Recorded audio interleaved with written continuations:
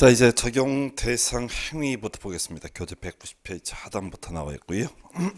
건축과 대수선 용도 변경이라고 해서 요거는 이제 보통 1년에 거의 2문제 가까이 구성되는 영역이 건축 대수선 용도 변경에 관한 주제가 되겠습니다. 그래서 먼저 건축이라고 하는 것 5개를 묶어서 우리가 건축이라고 부르게 됩니다. 그래서 신축, 증축, 개축, 재축, 이전까지 5개를 묶어서 건축이라고 부르게 됩니다. 그래서 먼저 신축, 기존 건축물이 없는 대지다. 새롭게 건축물을 축조하는 것. 그리고 활용하고 있는 것 중에 하나가 부속 건축물만 있는 대지, 새로이 주된 건축물을 축조하는 것을 가리켜서 신축. 근데 시험에는 안 나와요. 그래서 거기 무슨 제외도 있고 하기 때문에 출제하기 곤란합니다. 그래서 하여튼 새롭게 건물을 짓는 것 신축이 될 것이고요.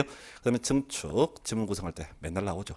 바로 건축 면적, 연면적, 층수나 높이를 늘리는 것을 가리켜서 신축이라고 부르게 됩니다. 그래서 건축 면적, 연면적, 층수 높이를 늘리는 것에서 건축 면적은 하늘 위에서 봤을 때 가장 넓게 펼쳐진 면적이었었죠. 그다음에 이제 연면적이라고 하는 것은 각 층 바닥 면적의 합계 이렇게 정했었고요. 그 외에 층수 높이를 늘리는 것을 증축이라고 부르게 됩니다. 개축이라고는요, 일단 직접은 내기 어려워요. 키워드 잡으면 철거하고 종전 규모의 범주 내에서, 즉 철거의 종전 규모 이하라고 하는 것이 바로 개축이라고 하는 것이 될 것이고요.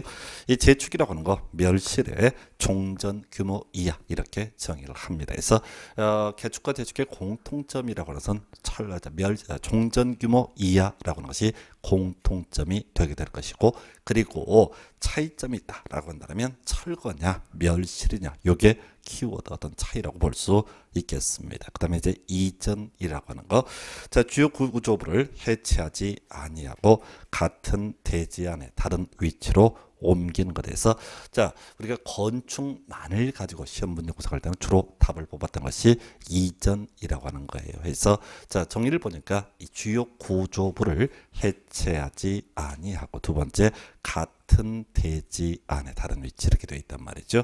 그래서 이게 이제 한번 생각을 해봐요. 주요 구조부 내기 바보 지주 이렇게 갔었고요. 주요 구조부를 해체하지 않습니다. 그리고 같은 대지 안에 다른 위치로 밧줄로 통임해 갖고요, 질질 끌고 가는 것을 가리켜서 이전이라고 부르죠. 상식적으로 이전이라고 하는 것은 이해가 되지 않습니다. 그래서 시험 문제 구성할 때 주요 구조부를 해체하여라고 해서 장난을 치거나, 또는 같은 대지를 다른 대지라는 식으로 해서 장난을 치거나, 둘 중에 하나로 말장난하는 식의 문제 구성이 이루어져요. 그래서 이 이전이라고 하는 것은 목조 건축물을 상상을 하시면 좋겠습니다. 그래서 자, 어떤 목조 건축물이 이렇게 존재합니다. 그런데 집안 붕괴 등이 있어 가지고요, 이 건물이 무너지려고 그래요. 이게 이제 문화재 등이다라고 했을 때 요거 주요 구조부는 그대로 두고 같은 대지 안에 다른 위치로 옮겨가게 되는 거, 이게 가능하냐 했을 때 가능하대요.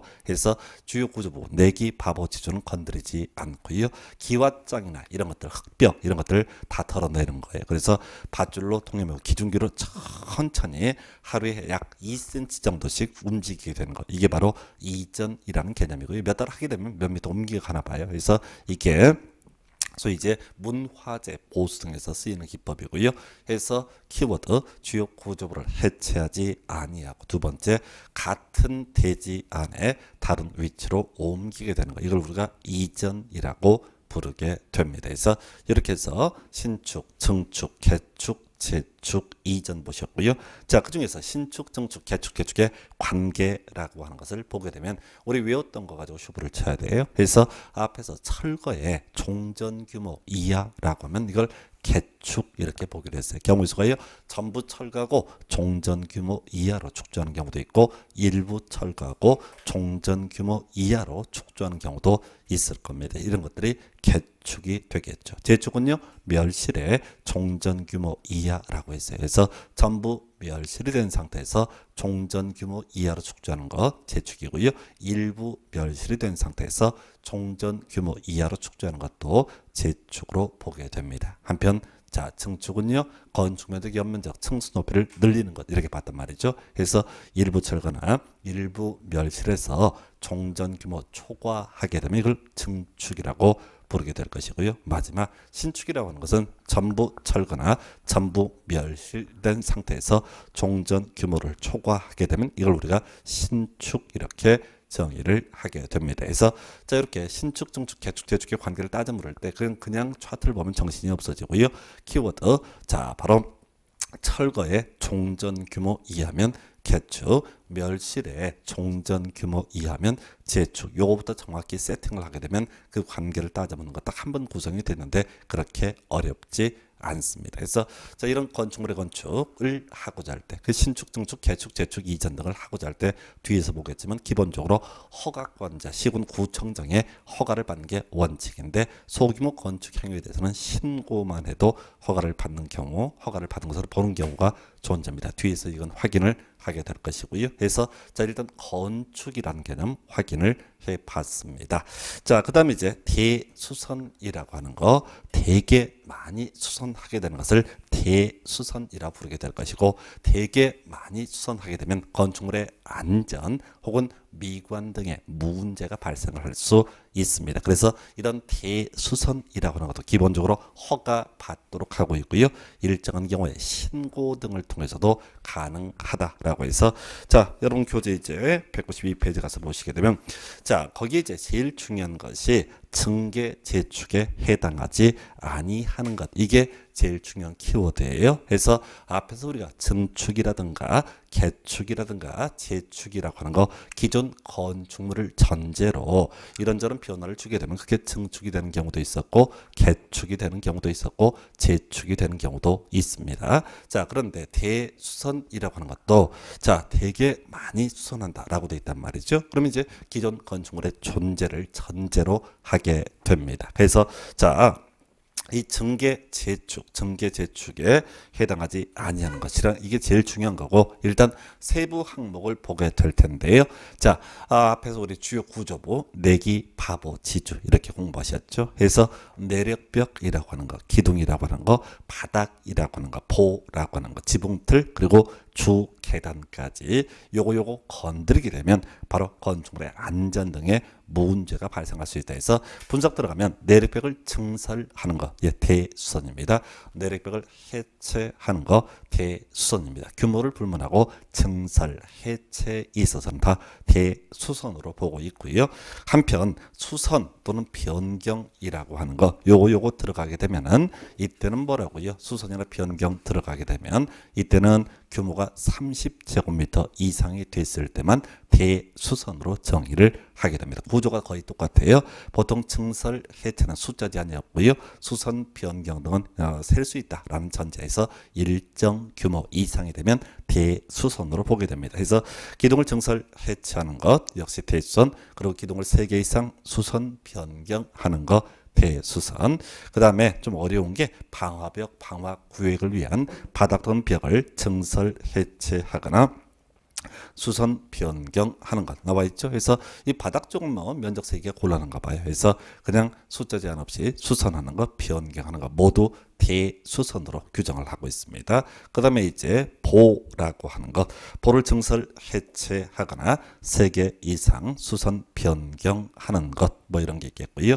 그다음 지붕틀을 증설, 해체하거나 3개 이상 수선 변경하는 것 이렇게 되어 있어요. 그리고 주 계단을 증설, 해체하거나 수선 변경하는 것 해서 일단 구조를 내기, 바보, 지주 바로 주요 구조부와 직결해서 봐야 되고요. 증설의 경우, 해체의 경우 규모 상관없다. 근데 수선 변경 경우에 따라서 일정 규모 이상이 됐을 때만 어떻다? 대수선이 되게 된다. 여기까지가 기초 중에 기초예요. 그리고 나서 시험 문제 쟁점이 되는 것 중에 하나가 6번에 피난 계단 또 특별 피난 계단을 증설, 해체하거나 수선 변경하는 것. 요게 시험 문제 답이 되는 거예요. 왜?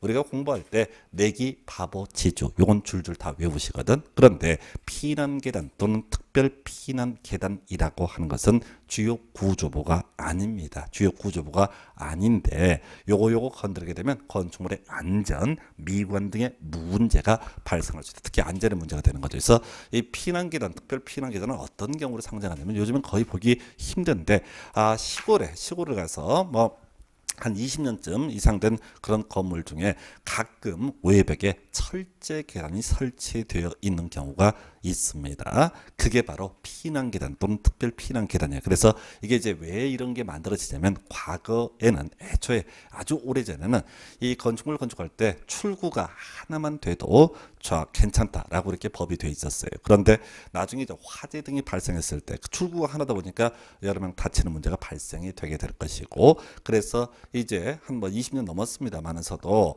이 건물 지을 때 무조건 출구가 2개 이상 확보가 되도록 규정하고 있어요. 그래서 웬만한 건물 가면 엘리베이터 있고요. 그 옆에 비상 계단이라고 하는 것이 항상 세팅이 되어 있어요. 그 이제 탈출하기 위한 그런 통로가 되게 되는 건데요. 자, 옛날 건물들은 출구가 하나밖에 없단 말이죠. 그런데 자, 탈출구를 만들어야겠다라고 생각해서 소위 만들어진 개념이 피난 계단 혹은 특별 피난 계단이라는 개념이에요. 그래서 이 피난 계단, 특별 피난 계단을 손보게 되면 잘못 손들게 되면 역시 안전 등의 문제가 발생을 할 수 있다. 무슨 얘기인 거 아니? 전에 이제 경북 상주에서 그런 경우 있었어요. 크리스마스 이브인가 하여튼 그 전날인가 어떤 분이 3층에서 호프집에서 맥주 드시다가 성격 급하셨는지 남들 다니는 그 문으로 안 다니고 창문 열고 나가셨어요. 그게 이제 소위 피난 계단이 있던 자리에. 그래서 아마 문 잠가놨을 텐데 술 드시면 힘이 세져서 하여튼 문 열고 나가셨어요. 그런데 문제는 거기서 기다리고 있어야 될 피난 계단이라고 하는 게 철거가 됐던 사안이 있었습니다. 그래서 이 건축주가 관련 법에 따라서 뭐를 피난 계단을 설치를 한 거예요. 그리고 나서 사진도 다 찍고 나서 빌려왔으니까 돌려준 거예요. 그리고 문 걸어 잠갔었는데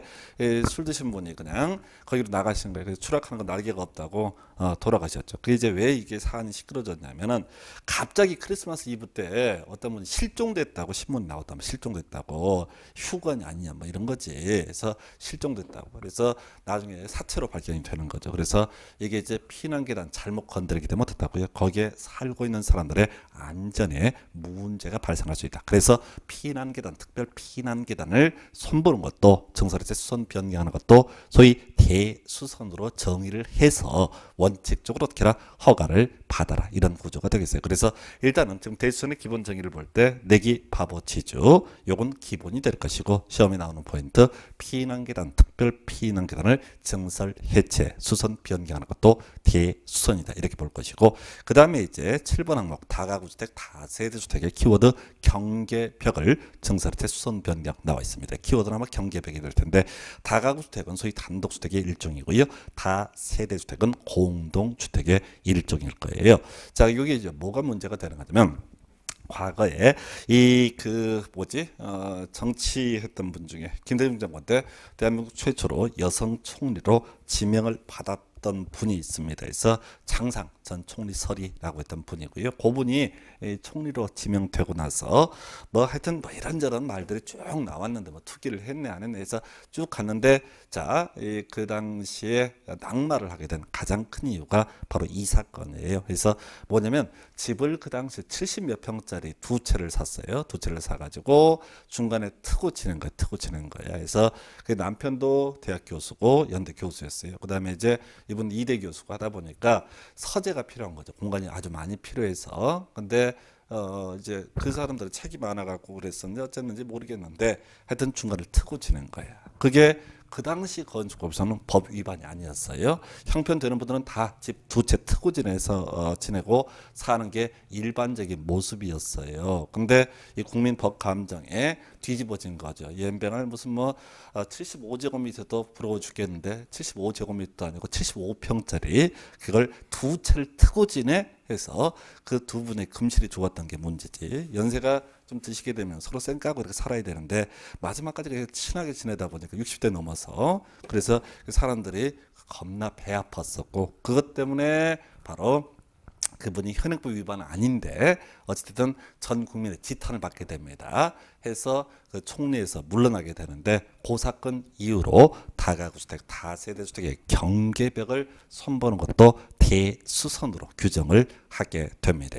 그래서 이 대수선이라고 하는 개념 바로 안전과 관련된다 이렇게 보는 거예요. 내기 바보지도 그렇고 경계벽도 안전과 관련이 된다 이렇게 이제 봐야겠고, 그 다음에 이제 8번 미관지구 내에서 외부 형태 담장 포함이라고 되어 있죠. 이것도 한때 이슈가 됐던 거예요. 지금 내기 바보지주 등 경계벽 등 다 뭐와 관련돼 있어? 안전과 관련이 되어 있고요. 미관지구 내에서 외부 형태를 변경하는 거, 미관지구 내에서 담장을 변경하는 거, 요건 소위 이제 미관과 관련한 개념으로 해석을 하는 거죠. 그래서 이것도 바로 미관과 관련되어 있기 때문에 특별히 규제할 필요가 있다. 앞에서 우리 이제 건축법의 입법 목적이라는 게 안전하고 미관 이게 키워드였었죠. 그래서 이건 미관 지구내에서 외부 형태, 미관 지구내에서 담장을 변경하는 거 대수선으로 정의를 해서 규제를 한다. 뭐 9번째 새롭게 등장했는데 별 의미 없어요. 그래서 자 지금 이렇게 대수선의 정의를 제가 8개를 쭉 하니 설명을 드렸는데 요즘의 트렌드라고 하는 것은 한 가지예요. 어떤 행위가 증계 재축에도 해당되고 여기에 나열되어 있는 일정한 대수선에 모두 해당이 되면은 이것은 대수선이 아니라 뭐로 본다? 증축, 개축, 재축으로 보겠다. 이게 시험 문제 출제 포인트가 되는 거예요. 그래서 우리가 이제 주구장창 쭉 외워갖고 훅 가게 되는 이유 중에 하나가 이게 이래놓고 연면적을 늘린다, 이래놓고 건축 면적을 늘린다 라고 한다면 이것은 증계 재축으로 해석을 한다라는 게 출제 포인트. 그래서 옛날에는 건축 따로 내고 대수선 따로 내고 이렇게 출제하다가 요즘의 트렌드로는 자 아주 정형화시켜서 자 대수선에도 해당되고 증축, 개축, 재축에도 해당 둘 다 되게 되면 이때는 뭘로 보겠다? 증축, 개축, 재축으로 보겠다. 이게 요즘에 출제 트렌드라고 볼 수가 있습니다. 그 정도 보셨고요. 그다음에 세 번째 소위 이제 용도 변경이라고 하는 거 자 설명드리도록 하겠습니다. 자 우리 용도 변경을 논하려면 건축물의 용도라고 하는 개념 요걸 외우셔야 되죠. 어렵습니다. 양이 많고요. 그래서 이 용도 변경 거의 매년 출제가 한 문제씩 되고 있을 정도로 중요해요. 근데 외울 게 많아서 나중에 수험생들이 보통 포기하는 파트 중에 하나가 이건데 문제는 그거죠. 시험에 매번 나올 확률이 높은 거 힘들어도 준비하셔야 됩니다. 해서 자 용도라는 개념 자 요거부터 가야 되죠. 우리가 이제 부동산의 공시라고 하는 개념 자 부동산은 토지와 건축물로 크게 이제 대별을 해 볼 수가 있을 텐데 자 이 토지에 관한 권리 관계를 공시하기 위한 거 이걸 우리가 토지 등기부라고 부르게 됩니다. 자 한편 토지에 관한 사실관계 지목이 무엇이냐 지번이 무엇이냐 면적이 뭐냐 이런 것들을 공시하기 위한 수단이 바로 토지대장 임야대장이라고 해서 공간정보법에서 공부를 하시게 됩니다. 예, 그리고 나서 건물에 관해서 권리관계를 공시하는 것이 바로 건물등기부 그리고 이에 대응해서 건물에서 사실관계를 공시하기 위한 것이 건축물 대장이라고 하는 개념이 있어요. 그래서 이 건축물의 종류를 보기에 앞서서 우리가 알고 들어가야 될 거 건축물 대장이라고 하는 것을 보게 되면은 이 건축물의 연면적이 얼마다 층수가 얼마다 그리고 그 건물의 용도가 무엇이다 라고 하는 것 등이 바로 건축물 대장에 표시가 되게 됩니다. 그래서 이 건축물의 종류 용도라고 하는 거 30가지로 우리 법에서 분류를 하고 있고요. 이 30가지는 안전도에 따라서 9개로 다시 분류를 하게 됩니다. 그래서 30개 그리고 9개에서 이 9개가 간 의미 자 시설군기라고 이름을 붙이게 되는데 이 시설군이라고 하는 거 위에 있을수록 안전도가 높다라는 의미 밑에 있을수록 안전도가 약하다 순서 알고 가셔야 됩니다. 자산 전문 영교 건축에 해서 자동차 관련 시설군 두 번째가 산업 등의 시설군 세 번째 전기 전기통신시설군, 네 번째 문화 및 집회시설군, 그리고 다섯 번째 영업시설군, 여섯 번째 교육 및 복지시설군, 일곱 번째 근린생활시설군, 여덟 번째 주거 업무시설군, 그리고 아홉 번째 그 밖의 시설군에서 자산 전문 영교 근주 의 화이트 머리 글자 따서 외우시 순서가 아주 중요한 의미를 갖게 돼요. 자, 한편 앞에서 건축물은 사용하는 형태에 따라서 30개 용도군으로 구분을 한다라고 있었고요. 해서 이 30개 용도군은 이 9개 중에 어느 하나의 시설군에 속하게 됩니다. 자, 그래서 자동차 관련 시설군에는요 용도군 하나 들어가요. 자동차 관련 시설, 이름이 똑같기 때문에 금방 캐치하실 수 있겠고요.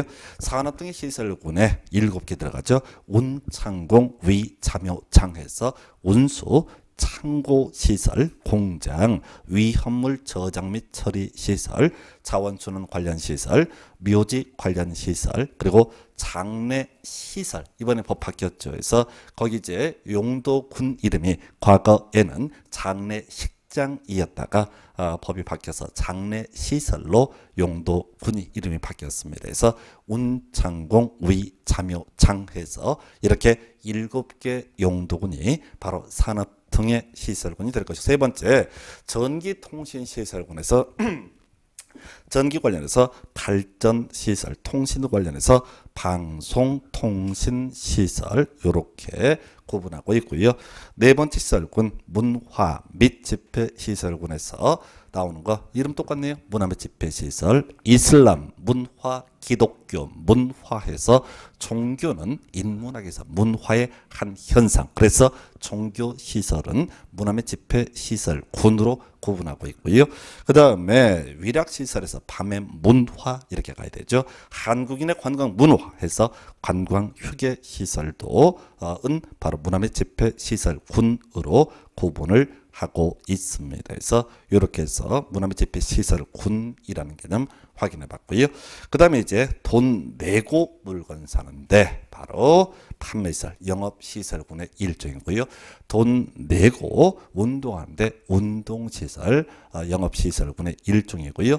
돈 내고 잠자는데 숙박시설, 영업시설군의 일종이고요. 또 돈 내고 잠자는데 다중생활시설이라고 하는 것도 바로 뭐야? 영업시설군의 일종입니다. 그래서 과거의 기숙사자 고시원으로 불렸던 부분이 지금은 다중생활시설이란 이름을 가지고 있습니다. 그 다음에 여섯 번째 시설군 교육 및 복지시설군의 교육 관련해서요. 교육연구시설과 수련시설이라고 하는 거, 야영장시설까지 이게 주로 교육과 관련한 개념으로 보여지고요. 복지 관련해서요. 의료시설과 노유자시설 등으로 구분을 해볼 수가 있겠습니다. 그래서 자선전문 영교에서 여섯 번째 시설군에 교육연구시설, 수련시설, 자 그다음에 야영장시설, 의료시설, 노유자시설까지 이렇게 검토해 봤고요. 근린생활시설군 1종 근생과 2종 근생시설로 분류를 하게 됩니다. 그래서 근생시설이라고 하는 것은 사실은 우리 주변에서 쉽게 볼 수 있는 각종의 시설을 가리켜서 바로 근생시설로 분류하고 있고요.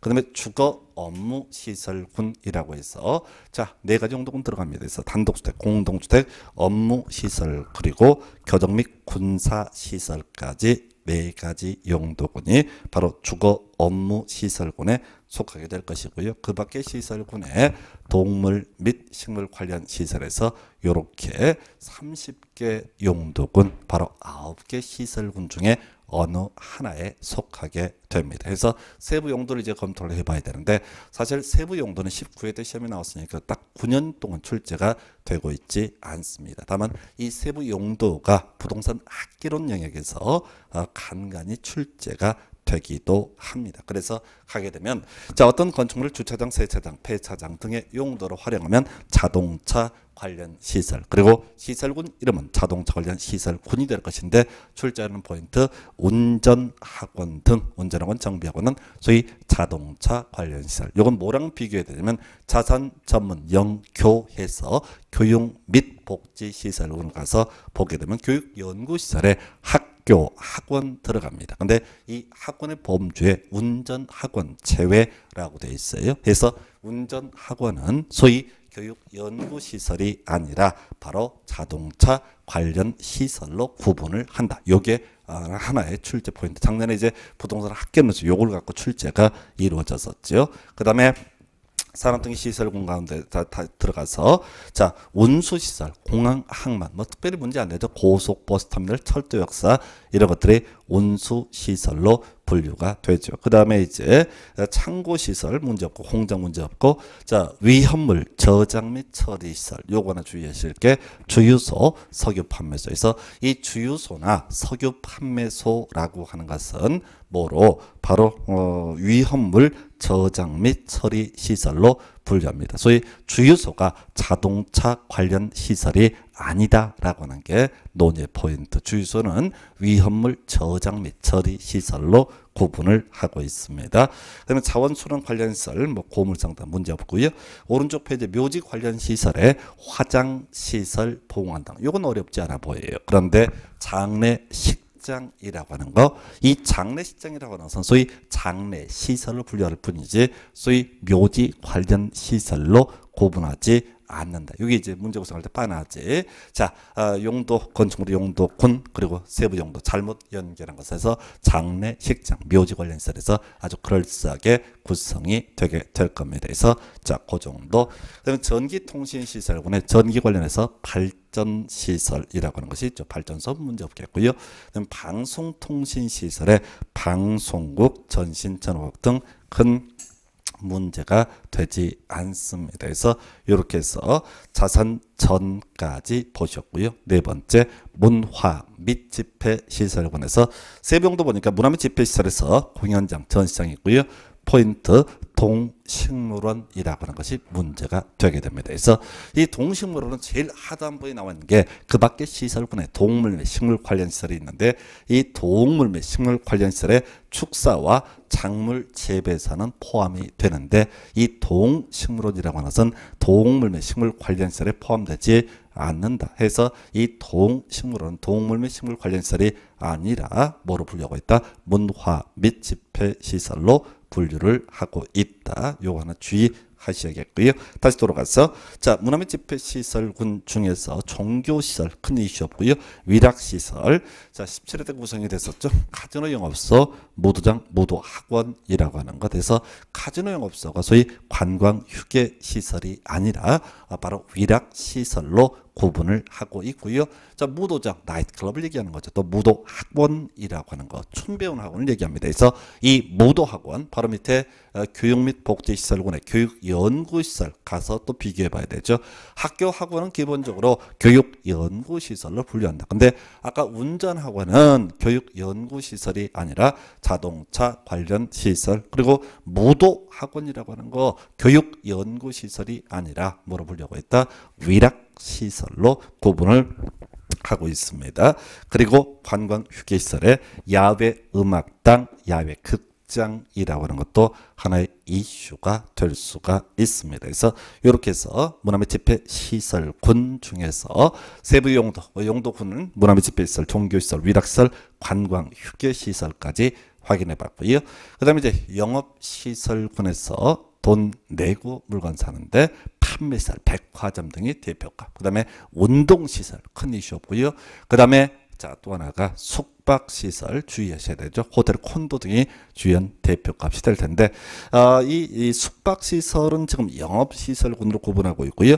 위락시설은 문화 및 집회시설군으로 구분하고 있습니다. 그래서 이게 나중에 공부하다 보면 헷갈리는 게 위락과 숙박을 보통 묶어서 규제가 이루어지거든요. 그런데 위락 시설은 밤의 문화라고 해서 문화 및 집회 시설군, 숙박시설은 돈 내고 잠자는 데서 바로 이것은 뭐로 분류하고 있다? 숙박시설은 바로 영업시설군으로 구분하고 있다 해서 그 정도. 이종 근생시설 중에서 다중생활시설 뭐 내기 어렵겠죠. 워낙 길어서 해서 다중생활시설 과거에 고시원으로 불렸던 것이 이종 근생으로 왔다가 지금에 와서는 영업시설군의 다중생활시설이라는 용도군을 갖게 하게 됩니다. 그 정도 되고요. 그 다음에 이제 자산자본 연교해서 교육 및 복지시설군에 다시 큰 그림 교육연구시설, 수련시설, 야영장시설 이런 것들이 교육과 관련되고 복지 관련해서 의료시설과 노유자시설 등이 문제가 되게 될 것이다. 그래서 이 교육연구시설 학교, 학원 들어갑니다. 그래서 거기 뭐 다 쓰진 못하지만 학교의 범죄, 뭐 초등학교, 중학교, 고등학교, 대학교 건물을 이따구로 활용하면 건축물 대상에는 교육연구시설로 분류를 하게 된다. 그리고 이제 주의하실 게 유치원이라고 하는 것이죠. 이 유치원이라고 하는 것은 과거에는 노유자 시설로 구분했던 적도 있습니다. 그러나 현행법에서 유치원이라고 하는 것은 교육연구시설로 분류한다. 해서 벌써 6, 7년 됐습니다. 이게 이제 과거에 유치원이라고 하는 것, 이게 이제 지금에 와서는 소위 공교육의 일종으로 편입이 되고 있는 그런 중이거든요. 그래서 이명박 정부 말기쯤에 정책 변화가 있었고, 그리고 그때 이 건축물의 용도 분류할 때 유치원이라고 하는 것이 노유자 시설이 아니라 바로 교육연구시설로 바뀌고 있다는 거 그렇게 봐야겠고요. 그 다음에 이제 학원, 이게 이제 27회 때 시험에 나왔던 쟁점, 부동산 학개론에서 운전학원, 무도학원 제외라고 해서 이미 본 것처럼 운전학원은 자동차 관련 시설, 무도학원은 위락시설로 구분을 하고 있습니다. 그래서 이렇게 확인을 해볼 수 있겠고요. 그 다음에 이제 수련시설에서 유스 호스텔, 요거 주의하실 게 아까 콘도, 휴양 콘도미니엄은 숙박시설로 분류가 됐었고요. 유스 호스텔은 뭐로 분류가 있다? 수련시설로 구분을 하고 있다 해서, 자, 콘도는 숙박시설, 유스 호스텔은 수련시설, 그 다음에 뭐 야영장시설은 큰 문제가 없겠고요. 그 다음에 의료시설, 병원 묶어서 가야 되죠. 그래서 병원 종류가 워낙 많습니다. 종합병원, 치과병원, 한방병원, 정신병원 등등등 병원은 다 모두 의료시설로 분류를 하게 됩니다. 그리고 바로 비교해서 의원이라고 하는 것은 일종 근생시설로 분류를 하게 됩니다. 그래서 병원과 의원은 의료법에서 규정하고 있는 것이고요. 관련 법을 찾아보니까 병상수가 30병상 이상 되게 되면 병원, 그 다음에 30병상 미만이 되면 의원 이렇게 법이 되어 있는데, 하여튼 병원은 의료시설, 그리고 의원은 일종 근생시설로 분류를 하고 있습니다. 그 다음에 이제 노유자시설은 큰 쟁점 안 되고요. 근린생활시설군의 일종 근생시설, 슈퍼마켓, 그 다음에 의원, 마을회관, 한의원 뭐 이런 것들이 대표값이 되겠고, 이종 근생시설은 일반 음식점, 노래 연습장, 공인중개사, 사무소 이런 것들이 이종 근생시설의 대표급에서, 사실 이 근생시설은 종류가 워낙 많아서 다 외울 수가 없습니다. 뭐 나머지도 마찬가지고요. 근데 시험 문제에서 세부 용도를 많이 따져묻는 문제가 출제가 되지 않기 때문에 상징값 몇 개만 기억하는 수밖에 없습니다. 그 정도고요. 그다음 주거무시설군의 단독주택, 공동주택, 업무시설과 교정 및 군사시설 등으로 구분을 할 수가 있는데요. 자, 이 단독주택에는 협의에 또 단독주택이라는 게 있고 다중주택과 다가구주택, 공관 등이 있습니다. 그래서 이때 공관이라고 하는 것은 뭐 청와대 이런 것들 얘기하게 될 테고 큰 이슈인데, 우리 시험용으로 이슈가 되는 것은 다중주택하고요, 다가구주택이라고 하는 것. 해서 다중주택은 소위 하숙집 같은 것을 얘기를 하는 거고, 다가구주택은 보통 원룸 같은 걸 생각하시면 좋을 거예요. 그래서 자, 일단은 우리 시험용으로 기억하실 것은 다중주택은 3층 이하의 330제곱미터 이하 이렇게 정의하고요. 그 다음에 다가구주택이라고 하는 것은 3층 이하의 660 이하 이렇게 정의를 하게 됩니다. 그래서 여기 특히 이제 이 숫자 가지고 도 구성을 하는 게 부동산 학개론 영역에서 건축물의 용도 분류할 때 주로 다중주택이 그동안 주연 실제 시험 문제 중요한 포인트로 구성을 했었는데, 나머지 뭐 내용을 다 외울 수는 없기 때문에 다중주택은 3층 이하의 330 이하, 다가구주택은 3층 이하의 660 이하, 한편 공동주택은 아파트 1, 5대 기숙사로 분류가 될 수 있는데, 기숙사는 뭐 큰 중요 쟁점 아니고요.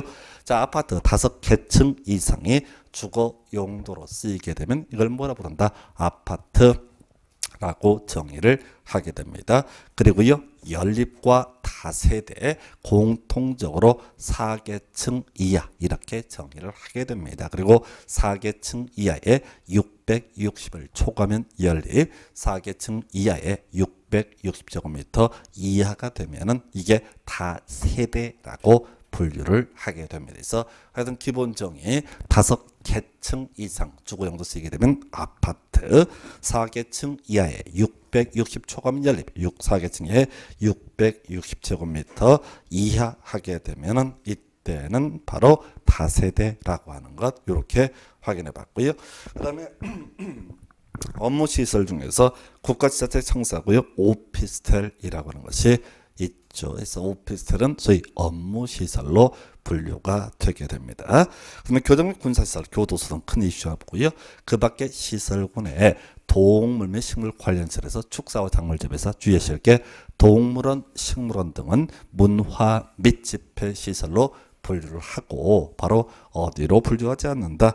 동물 및 식물 관련 시설로 분류를 하지 않는다. 이렇게 확인을 했었습니다. 그래서 그 정도. 그리고 이제 보니까 192페이지에 그 문제 중에 답이 잘못 표시되어 있을 수 있어요. 그래서 거기 2번이 답이 되는데 1번으로 오기가 되어 있습니다. 그래서 192페이지 그 관련 기출 문제 중에서 답이 혹시 1번으로 되어 있으면 2번으로 수정을 해 주셔야 돼요. 그래서 그거 하나 자 수정하고요. 자 이렇게 해서 지금 우리 건축물의 용도 분류 다시 한번 정리해 보겠습니다. 자, 제일 위에 있던 것이 자동차 관련 시설군, 두 번째 산업등의 시설군, 세 번째 전기 통신 시설군, 네 번째 문화 및 집회 시설군, 자산 전문 영업 시설군, 교육 및 복지 시설군, 자, 근린 생활 시설군, 주거 업무 시설군, 그리고 그 밖에 시설군에서 자산 전문 영교 근주 그 이렇게 뼈대 세우고요. 한편 우리 자동차 관련 시설군에는 자동차 관련 시설 하나 있었고요.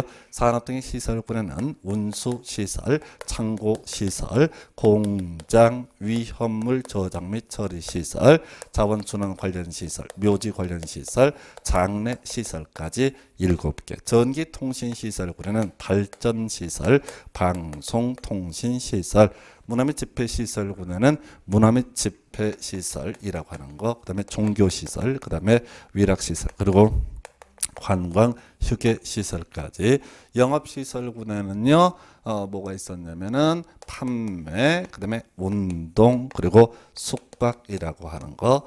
교육 및 복지 시설군은 교육 연구 시설과 수련 시설, 그다음에 의료 복지 관련자, 그다음에 야영장 시설이 있었죠. 그다음에 또 하나가 의료시설과 노유자시설, 근린생활시설군 1종 근생시설과 2종 근생시설로 분류를 할 수 있었고, 주거시설군 단독주택이라는 용도군 공동주택, 업무시설과 교정 및 군사시설, 이렇게 그 밖의 시설군은 동물 및 식물 관련 시설 이렇게 분류가 되어 있어요. 그래서 지금 이제 용도 변경을 설명을 드려야 되는데 이 순서를 다 외웠다는 전제, 이게 얘기가 간단해지는데 이게 외우기가 되게 어렵죠. 그래서 하여튼 뭐 용도 변경을 논하기 위해서는 요거 순서를 다 알고 있어요. 그래서 이게 어렵고 사람들이 중간에다가 포기를 하게 되는데 확률상 너무 출제 가능성이 높기 때문에 힘들어 좀 하셔야 됩니다. 그래서 자, 시설군 기준으로요. 자, 밑에 있을수록 안전도가 약하다, 위에 있을수록 안전도가 높다. 그래서 어떤 건축물의 자 용도를 하위 시설군 밑에서요 위로 올라가게 될 때는 허가를 받아야 된다. 안전성이 검증이 되지 않았기 때문에. 한편 어떤 건축물의 용도를 위에 있는 시설군에서 하위 시설군으로 내리고자 할 때는요 신고하게 되어 있습니다. 그래서 이게 기본이에요. 그래서 자산 전문 영교 근주의 이렇게 9개 시설군 세워놓고, 시설군 기준 올라갈 때는 허가받고 내려올 때는 신고, 이렇게 설명을 드립니다. 자, 한편 자 시설군이 같다라고 했을 때가 문제가 또 되는데요. 시설군이 같다는 얘기는 안전도가 똑같다 이런 의미예요. 그래서 시설군이 같을 때 자 같은 시설군 안에서 용도군이 다른 경우가 있습니다. 예, 이때는 소위 건축물 대장의 기재 내용의 변경 신청. 앞에서 우리가 건축물 대장이라고 하는 거 건축물의 사실관계를 표시하는 공시하는 그런 수단이다라고 말씀을 드렸었고요.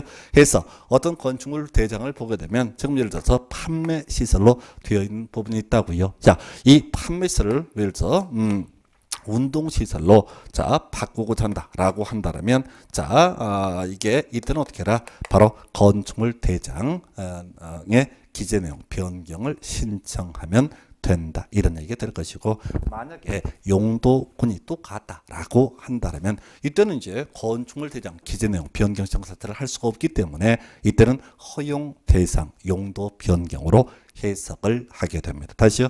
자, 이건 이제 결국은 문제가 대부분이 경우의 수를 따지는 거예요. 예를 들어서 자, 교육 연구 시설에서 오자 운수 시설로 용도를 변경하고자 한다라고 한다면 그때는 허가를 받아라. 자동차 관련 시설에서 판매 시설로 용도를 변경하고자 할 때는 신고하면 된다. 한편 자, 지금 운수 시설에서 창고 시설로 용도를 변경한다. 그러면 건축물 대장 기재 내용 변경 신청 이라고 하는 거.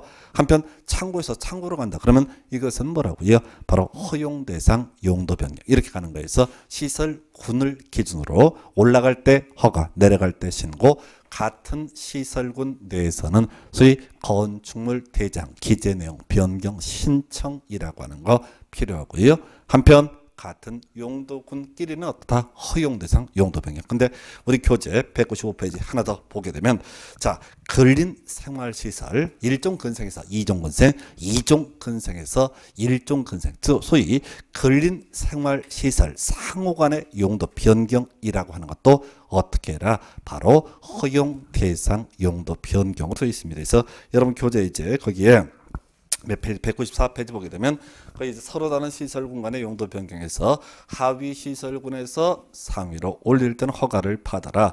상위에서 하위로 내릴 때는 신고해라. 이런 거 나와 있고요. 오른쪽 페이지에 같은 시설군 안에서 건축물 용도를 변경할 때 원칙적으로 건축물 대장 기재 내용 변경 신청을 하면 되는 것이다. 그런데 같은 용도군 간에 용도 변경이라고 하는 것은 이것은 뭐라고요? 허용 대상. 그리고 따로 기억할 게 근린 생활시설. 자, 1종 근생에서 2종 근생 또는 2종 근생에서 1종 근생. 근생시설 상관의 용도 변경이라고 하는 것은 뭐라고요? 소위 자, 허용 대상. 용도군이 다름에도 불구하고 따로 이 법에서 허용 대상 용도 변경으로 규정을 해놓고 있습니다. 그래서 이 정도가 용도 변경에서 하여튼 용도 변경은 논리는 간단한데 바로 9개 시설군 그리고 28개 용도군의 30개 용도군의 순서를 알고 있어야지 이 문제를 풀어가실 수 있습니다. 그래서 상당히 이제 까다로운 형태의 문제인데 확률상 출제 빈도가 높기 때문에 반드시 숙지를 해야 되고 잠시 쉬었다가 교재 201페이지 건축 관련 규제부터 확인합니다.